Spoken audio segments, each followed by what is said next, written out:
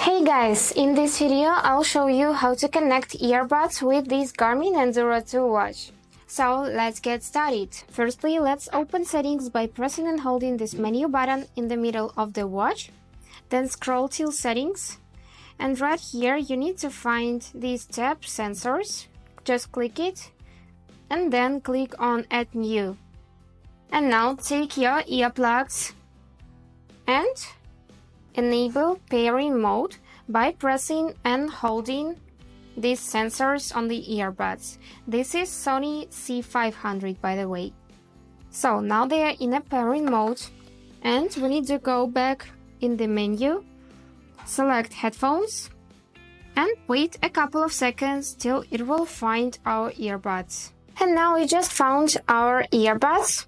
So we just need to click on them to select and wait a couple of seconds again. And that's all. Now these earbuds are connected to the watch and you can check it right here in the sensors tab. So you can find the name of our device and the status connected. And that's all. I hope this video was useful for you and thank you so much for watching.